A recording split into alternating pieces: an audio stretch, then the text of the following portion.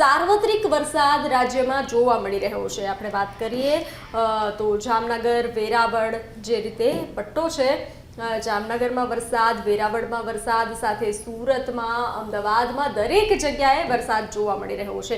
થોડું સૌરાષ્ટ્રના પટ્ટા પર આપણે વાત કરીએ તો કઈ કઈ જગ્યાએ વરસાદી માહોલ જોવા મળી રહ્યો છે।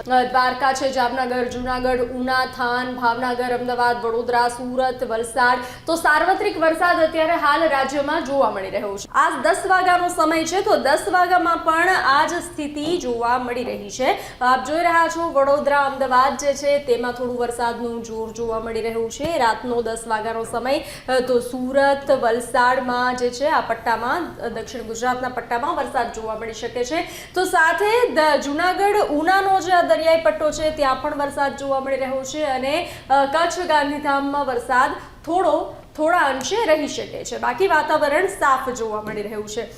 હવે રાતનો સમય આપણે જોઈએ, રાત્રે 1 વાગ્યાનો સમય, તો મેં જે રીતે કહ્યું હતું કે દક્ષિણ ગુજરાતમાં મેઘરાજા ખમૈયા નથી કરવાના। દક્ષિણ ગુજરાતમાં મેઘરાજા પૂરો દિવસ આજે છે સાર્વત્રિક વરસાદ અને વરસી શકે છે।